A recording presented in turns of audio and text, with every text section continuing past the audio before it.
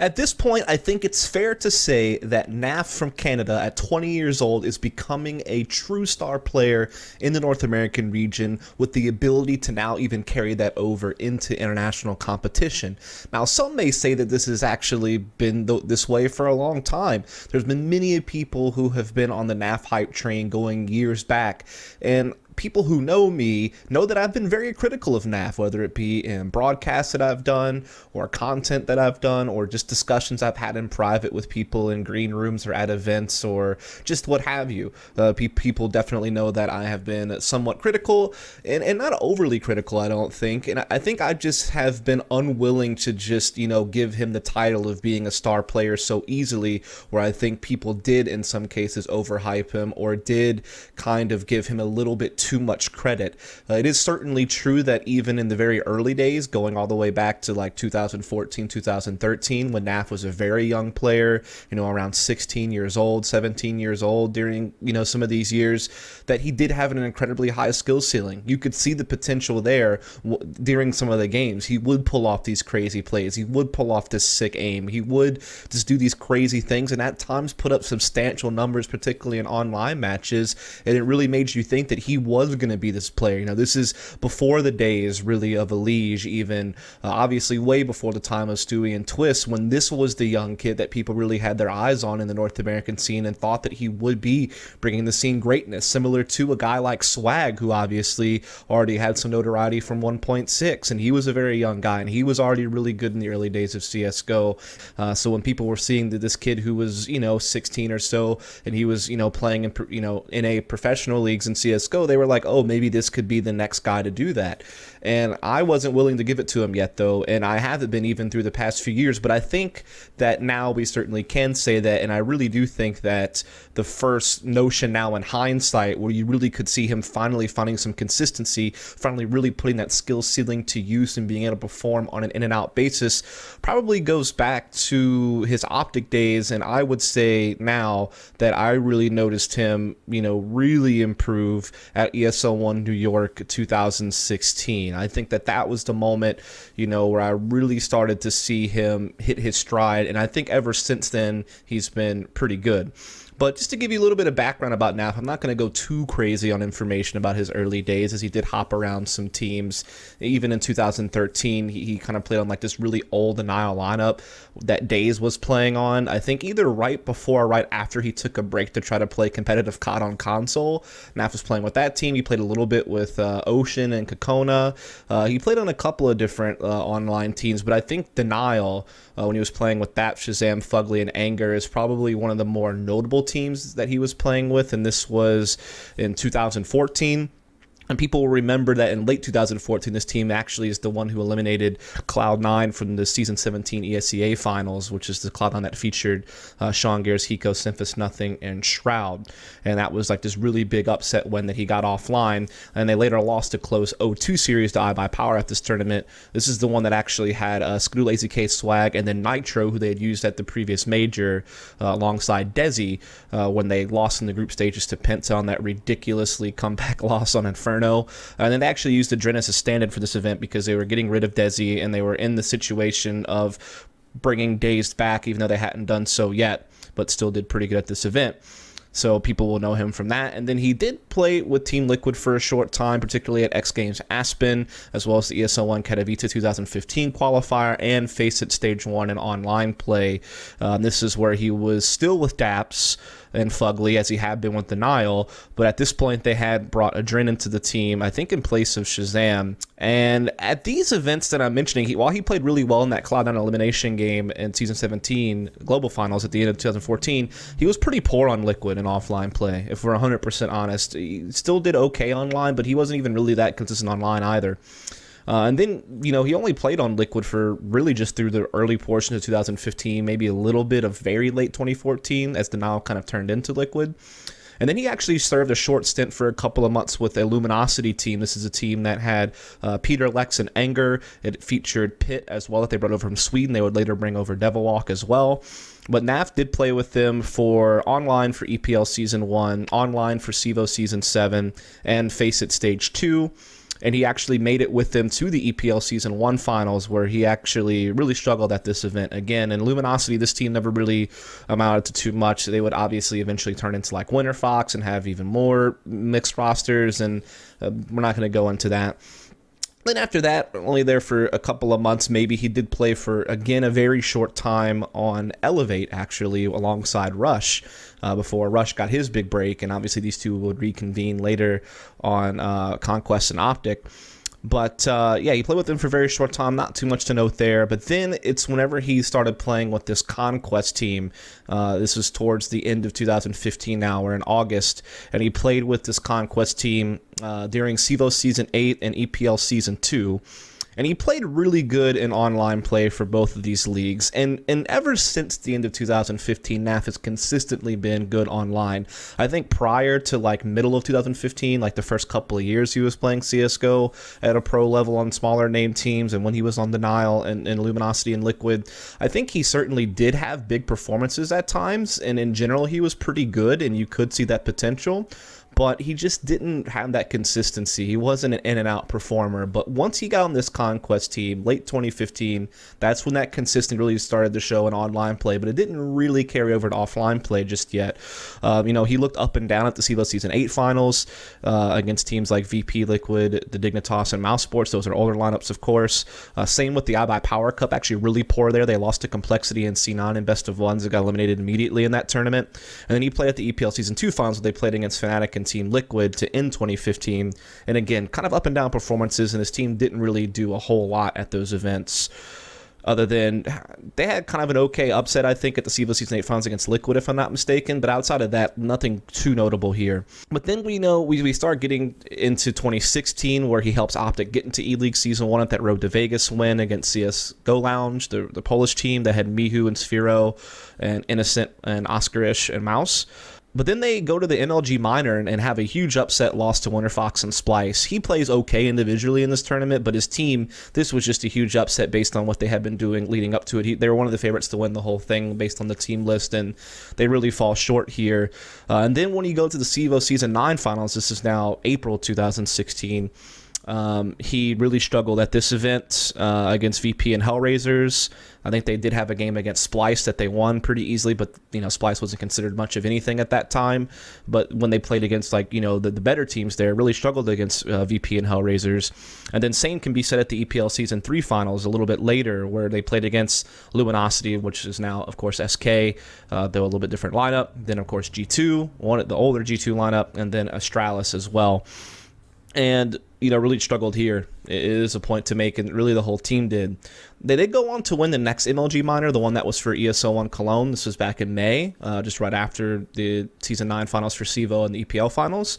And he did really well in the ESO1 Cologne qualifier, where they got wins against Gambit, Fluffy Gangsters, and Hellraisers, and lost to Flipside. And of course, this Gambit, though, really only had Mo and Adren of today's Gambit lineup. So obviously, I think this is back when they had like Spaz or Spaz. I'm not sure how to say his name. And they still did have Dozy as well, actually, I think. But just wasn't the lineup that became powerful later on, of course. But then when they went to the main event of ESO1 Cologne, they got knocked out really early to NIP and a close loss to Flipside Tactics team that they were able to beat in the qualifier, and did not do well individually at this either in July 2016. I also think he really struggled at the Northern Arena Toronto event in September of 2016, but the team was certainly in flux at this point. They had already removed Stanislaw, but then they brought Stanislaw back, and then they were going to drop Daps for Tarek, but then Tarek couldn't play at this event because of a wedding or something like that, I think, and so they had to use Daps instead. And so the team was kind of in flux of this event, so I don't really look too much into a poor performance for the team at this one, but the point is you really, even up through the end of 2016, or towards the end of 2016, you really weren't seeing that much out of NAF offline, and it took him a couple of years to really get consistent online play. So this is why I wasn't willing to call him a star player yet. The potential was certainly there. You could see the skill set, but you weren't seeing the in and out good performances. But again, towards the end of 2016, that ESO1 New York, that 5th, 6th finish putting up great numbers in the loss to SK. Had a rough loss against Fnatic, but then looked really good in the win over G2. Had a win over Astralis, great numbers in that game as well. Then had a really close loss to VP, 14-16. They almost made it to the playoffs of this event, only a couple of rounds away, and he looked good throughout this. And I think this is the starting point for me for NAF, where he really does begin to kind of, you know, step it up a notch as far as his performances, particularly in offline play. Obviously, he was fantastic throughout E-League Season 2, particularly in the playoffs to win the title. That was obviously one of only 2 times that a North American team has won a super huge international CSGO title. Obviously, Cloud9 had one in Brazil. And they, you know, they beat Mouse Sports, they beat FaZe, they beat Astralis, and he looked fantastic in all of this. He obviously had that one really big miracle game, I think it was on Overpass against Astralis in the finals, that he was just a beast on. Obviously, he kind of came back down there a little bit after that, but he still continued to play really well. I mean, they won that Montreal event around the same time period, and he looked really good in some other events up until the E-League Major, where obviously things really fell apart for the Optic team. That's when Stanislav departed afterwards, and Optic was really in shambles ever since then, throughout the rest of his time on the team, going into this year with, you know, Vegas and Katowice and CS Summit, IM Sydney, you know, the finals for ECS and EPL towards the beginning of this year, the PGL Major qualifier, and then finally ESL1 Cologne, the last event that he played with them. And so it's really hard to read too much into those events, because Optic was just mass instability, with Hayes in and out as a player and a coach, Jason R in and out, just never really being able to find a solid 5 that they could really commit to. And then eventually, you know, everyone goes their separate ways, with Tarek and Rush going to C9. NAF obviously found themselves on Renegades, and yeah, so just kind of hard to read too much into that. But everything he's done on Renegades thus far, on top of what he was doing when Optic was still pretty stable during E-League Season 2, when you start combining all this is when you really see him becoming a star player. And I think with Renegades, it also marks him opening up his game more. I think through a lot of Optic, he was more of a passive force on the team, particularly on T sides, more of a lurker, a peripheral player, some opping, you know, did kind of have that secondary opping. At times, he would even be their main op. There was some experimentation with that for a little bit, though I don't think that that's really his role. I don't think it really worked out well, but he's certainly proven he could at least use it in smaller situations.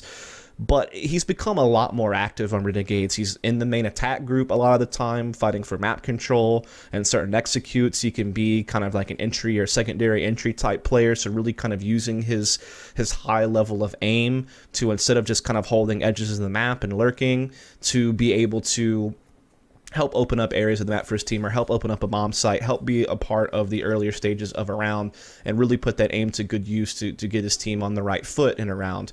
But it is also true that you like to have him in late round situations, because he is an incredibly clutch player. He plays clutches really well. In 1vx situations, he does usually make really good decisions and usually gives himself a chance to win.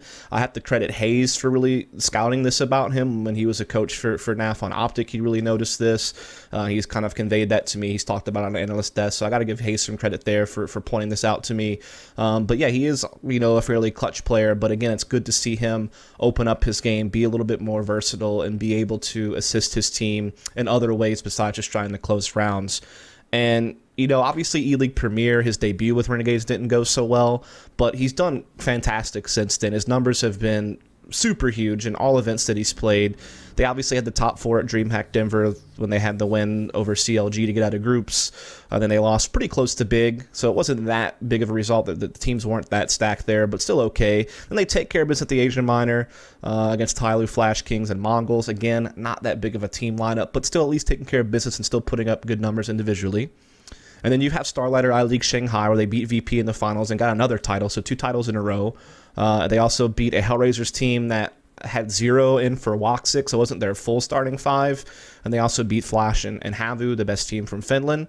Again, not a super stacked lineup. We know the issues that VP had, but remember, even if VP had their issues, they just came off the back of a big win at Epicenter, so they did show a little bit of elevation and form right before the Shanghai event. But yeah, it's true that VP as a total package have not been the beast that they used to be, and so maybe there isn't as much value in beating them as it used to be, but still legit to take care of business and get a title victory here for Renegades.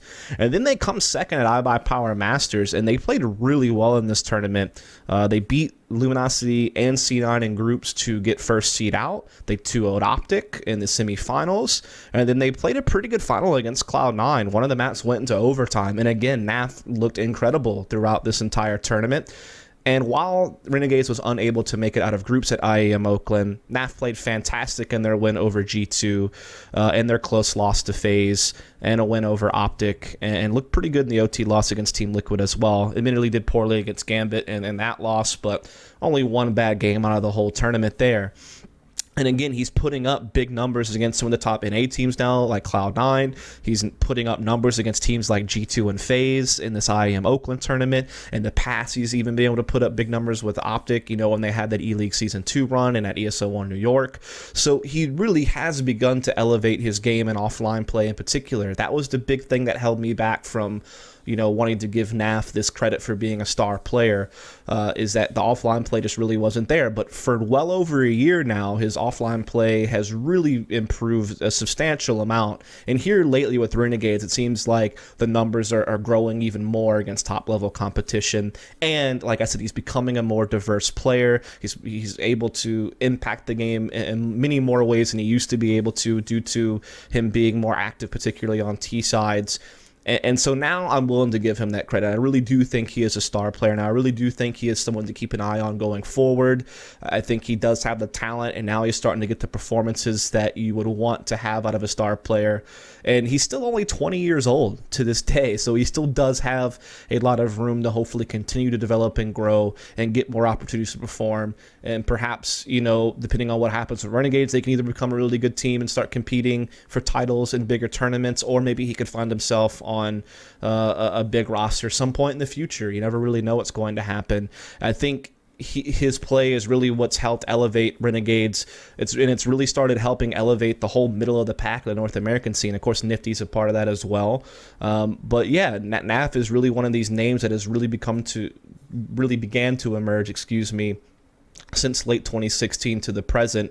And I think it is time now to start giving him some credit. And I was one of the guys that was most critical of him, but I've really seen over the past year him really start to hit a good level, and hopefully we'll continue to see that. But yeah, I just wanted to do a video to talk a little bit about NAF and his development, particularly over the past year, and to say that he is becoming a more versatile player, and because of that, he's becoming a star player. So yeah, hope you enjoyed it. Please subscribe for more content.